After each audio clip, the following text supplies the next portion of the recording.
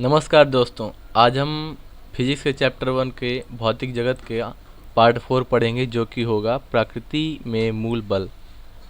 चलिए शुरू करते हैं। अगर आपने पार्ट 1 और पार्ट 2 और पार्ट 3 ना देखा हो तो डिस्क्रिप्शन में मैंने लिंक दे दिया, आप जाकर देख लीजिएगा। तो चलिए दोस्तों शुरू करते हैं। प्रकृति में मूल बल। हम सभी में बल के बारे में कोई सहजानुभूत धारणा है। हम सभी का यह अनुभव है कि वस्तुओं को धकेलने, ले जाने अथवा फेंकने, निरूपित करने अथवा उन्हें तोड़ने के लिए बल की आवश्यकता होती है। हम अपने ऊपर बलों के संघात, जैसे किसी गतिशील वस्तु के हमसे टकराते समय अथवा मैरी गो राउंड झूले में गति करते समय अनुभव करते हैं। इस सहजानुभूति धारणा से चलकर बल की सही वैज्ञानिक संकल्पना तक पहुंचना सहज कार्य नहीं है। आद्य विचारकों जैसे अरस्तु की बल के विषय में संकल्पना गलत थी। बल के विषय में हमें सही धारणा न्यूटन की गति के प्रसिद्ध नियमों में मिली।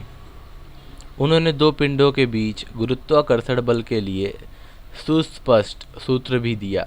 अनुवर्ती अध्यायों में हम इनके विषय में अध्ययन करेंगे। देखिए दोस्तों, यहाँ कुछ लिखा है, पढ़े दे रहा हूँ मैं।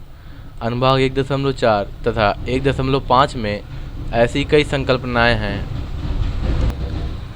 जिनको पहली बार अध्ययन करने पर समझने में आपको कठिनाई हो सकती है। तथापि हम आपको यह परामर्श देते हैं कि आप इनका सावधानीपूर्वक अध्ययन करें, ताकि आप में भौतिकी के कुछ मूल पहलुओं का बोध विकसित हो जाए, जिनमें से कुछ क्षेत्र ऐसे हैं जो वर्तमान भौतिक विज्ञानियों को निरंतर कार्य में लगाए हुए हैं। जी हाँ दोस्तों, मैं आपको फिर से बता दूं कि एनसीईआरटी की जो भाषा है बहुत कठिन है, इसको पढ़ने में थोड़ी तो दिक्कत होती है। देखिए यहाँ अल्बर्ट आइंस्टाइन के बारे में कुछ दिया हुआ है, जिनकी जन्म तथा मृत्यु का सन है 1879 से 1955। चलिए इनके बारे में पढ़ते हैं। वर्ष 1879 में उल्म, जर्मनी में जन्मे अल्बर्ट आइंस्टाइन को आज तक के सार्वत्रिक रूप से महानतम माने जाने वाले भौतिक विज्ञानियों में से एक माना जाता है। उनका विस्मयकारी वैज्ञानिक जीवन उनके द्वारा वर्ष 1905 में प्रकाशित 3 क्रांतिकारी शोध पत्रों से आरंभ हुआ। उन्होंने अपने प्रथम शोध पत्र में प्रकाश क्वांटा, जिसे अब फोटॉन कहते हैं, फोटॉन दोस्तों ये जो प्रकाश आता है हमारे, तो उनके जो छोटे छोटे कण होते हैं उनको फोटॉन कहते हैं, की धारणा को प्रस्तावित किया तथा इस धारणा का उपयोग प्रकाश वैद्युत प्रभाव के उस लक्षण की व्याख्या करने में किया जिसे विकिरणों के चिरसम्मत तरंग सिद्धांत द्वारा स्पष्ट नहीं किया जा सका था। अपने दूसरे शोध पत्र में उन्होंने ब्राउनी गति का सिद्धांत विकसित किया, जिसकी प्रायोगिक पुष्टि कुछ वर्ष पश्चात हुई। इस सिद्धांत ने द्रव्य के परमाणविक चित्रण के विश्वसनीय प्रमाण प्रस्तुत किए। उनके तीसरे शोध पत्र ने आपेक्षिकता के विशिष्ट सिद्धांत को जन्म दिया, जिनसे आइंस्टाइन को उनके ही जीवन काल में किंवदंती बना दिया।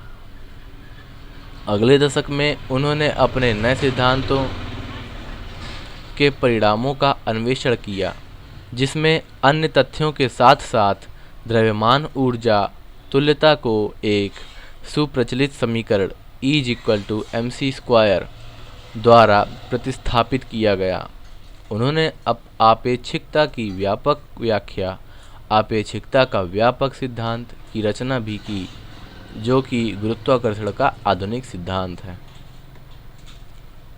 आइंस्टाइन के बाद के अत्यधिक महत्वपूर्ण योगदानों में से कुछ इस प्रकार हैं। उद्दीपित उत्सर्जन की धारणा, जिसे प्लांक कृष्णिका विकिरण नियम का वैकल्पिक व्युत्पत्ति में प्रस्तुत किया गया। विश्व का स्थैतिक निदर्श, जिसने आधुनिक ब्रह्मांड विज्ञान आरंभ किया। संपुंजित बोसॉन की गैस की क्वांटम सांख्यिकी, तथा क्वांटम यांत्रिकी के मूलाधार का आलोचनात्मक विश्लेषण। वर्ष 2005 को भौतिकी के अंतर्राष्ट्रीय वर्ष के रूप घोषित किया गया था। यह घोषणा आइंस्टाइन द्वारा वर्ष 1905 में भौतिकी में उनके चिरस्थायी योगदान, जिनमें उन क्रांतिकारी वैज्ञानिक संकल्पनाओं का विवरण है जो हमारे आधुनिक जीवन को प्रभावित करती हैं, के सम्मान में की गई थी। चलिए दोस्तों आगे पढ़ते हैं। स्थूल जगत में गुरुत्वाकर्षण बल के अतिरिक्त हमारी भेंट अन्य कई प्रकार के बलों जैसे पेशीय बल, पिंडों के मध्य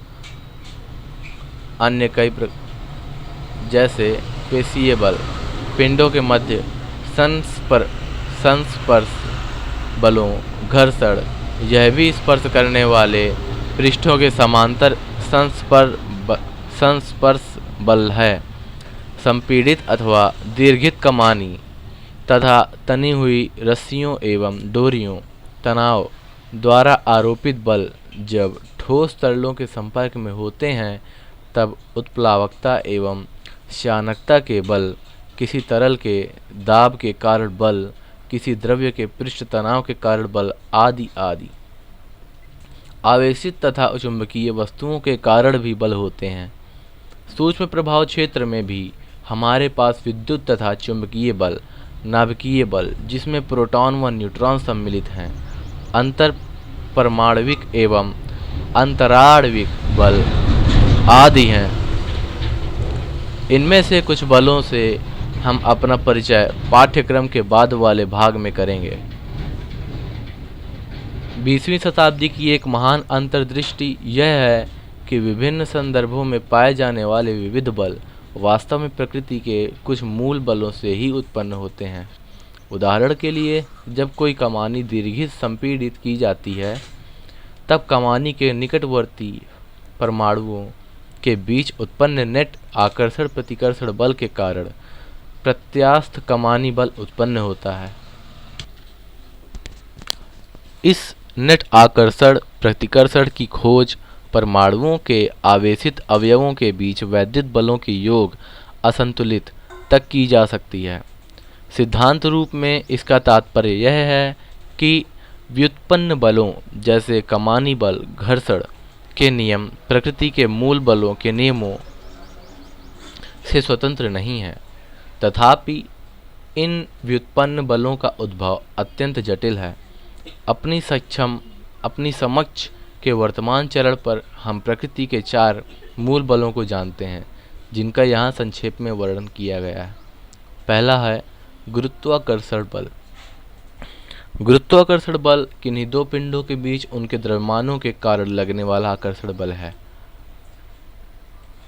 यह एक सार्वत्रिक बल है। विश्व में प्रत्येक पिंड प्रत्येक अन्य पिंड के कारण बल का अनुभव करता है।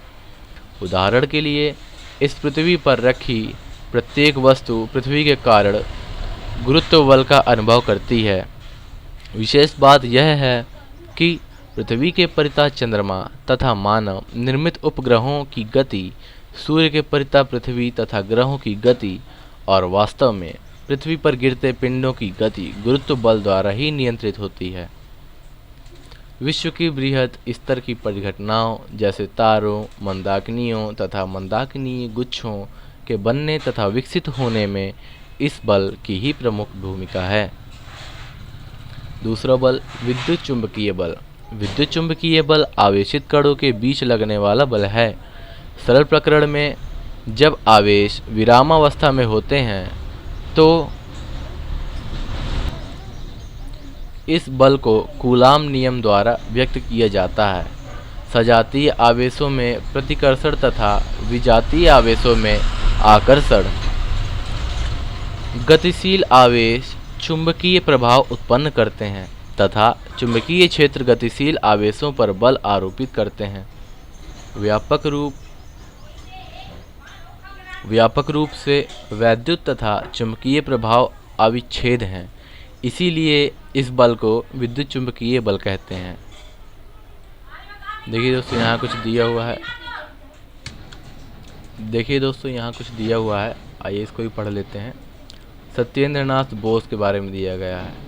वर्ष 1894 में कोलकाता में जन्मे सत्येंद्रनाथ बोस उन महान भारतीय भौतिक विज्ञानियों में से एक हैं जिन्होंने 20वीं शताब्दी में विज्ञान की उन्नति में मौलिक योगदान दिया था।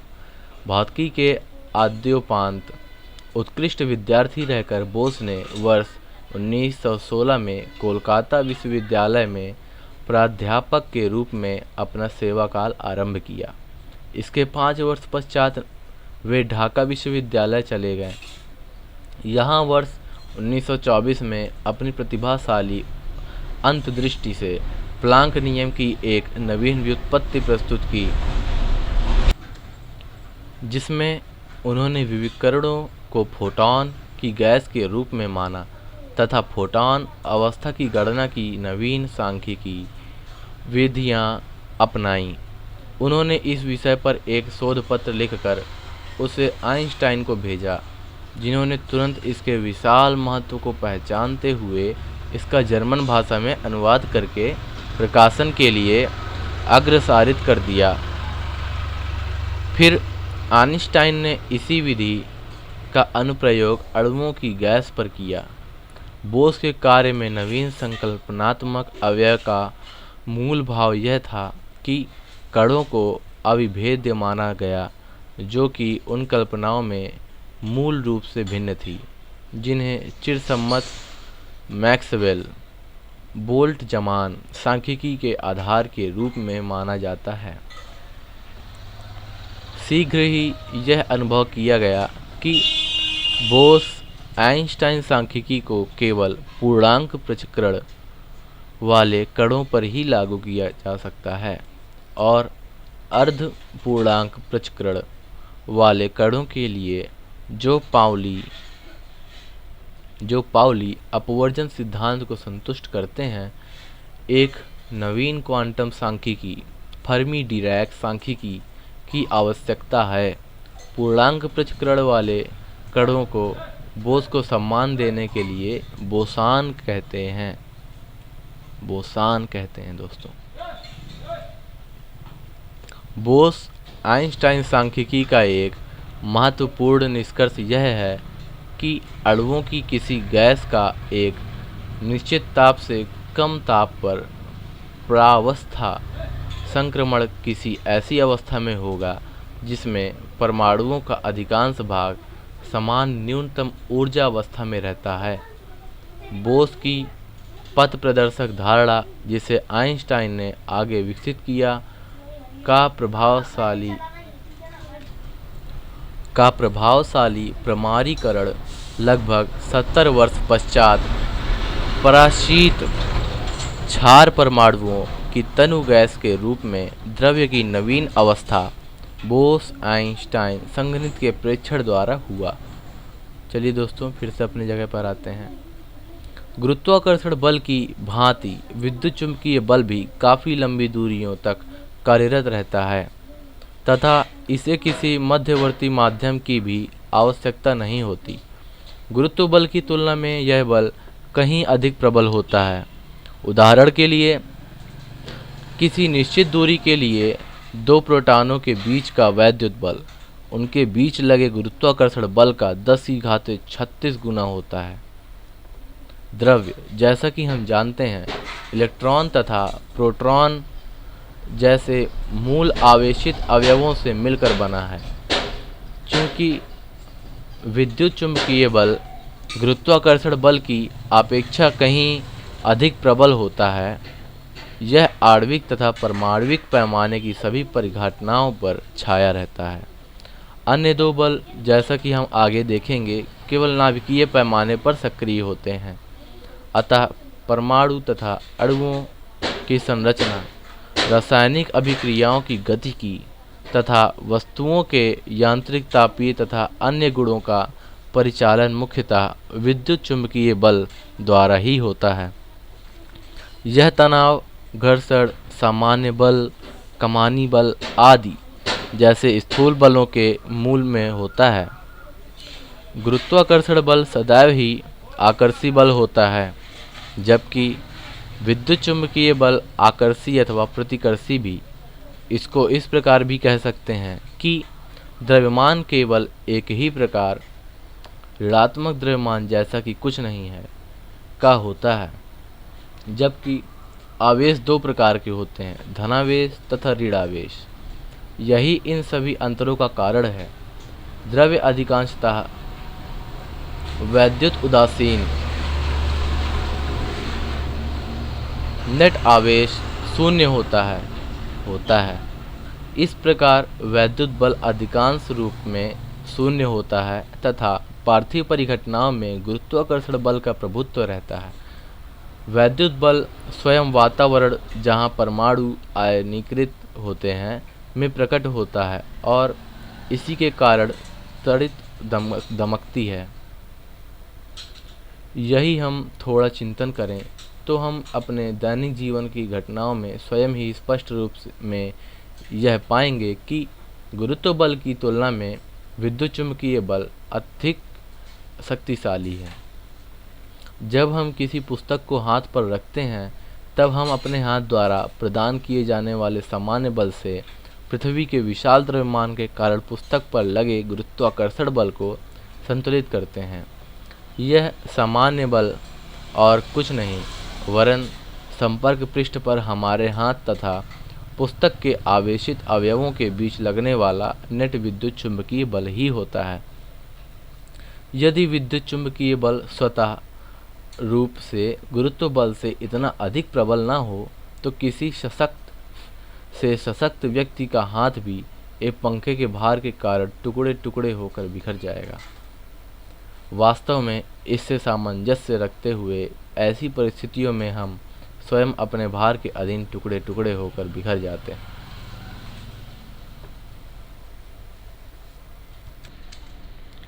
चलिए दोस्तों आगे आते हैं। सारणी 1.3 प्रकृति के मूल बल का नाम अपेक्षित प्रबलता परास जिनके बीच लगता है। गुरुत्वाकर्षण बल 10⁻⁻39 इसका परास अनंत है तथा यह विश्व में स्थित सभी पिंडों के बीच लगता है। दुर्बल नाभिकीय बल 10⁻13 बहुत कम। अवनाभिकीय आमाप 10⁻16 मीटर में कुछ मूलकण विशेषकर इलेक्ट्रॉन एवं न्यूट्रिनो में लगता है।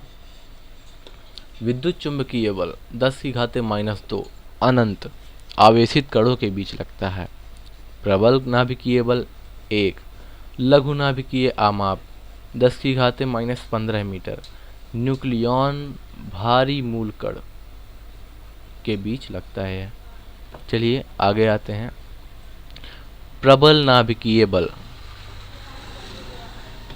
दोस्तों, प्रबल का मतलब होता है ज़्यादा और दुर्बल का मतलब होता है कम। चलिए फिर देखते हैं प्रबल नाभिकीय बल।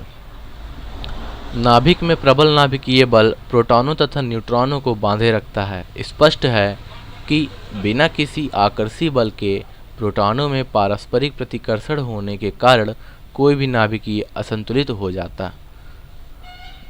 चूंकि वैद्युत बलों की तुलना में गुरुत्व बल अपेक्षणीय होता है, अतः यह बल गुरुत्वाकर्षण बल नहीं हो सकता। अतः एक नवीन बल की योजना बनाना आवश्यक है। यह प्रबल नाभिकीय बल सभी मूल बलों में प्रबलतम है, जो कि प्रबलता में विद्युत चुम्बकीय बल का लगभग 100 गुना है।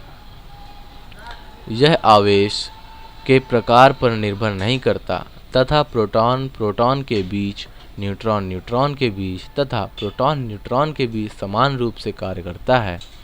तथापि इसका परिसर बहुत कम, लगभग नाभिक की विमाओं 10⁻15 मीटर का होता है।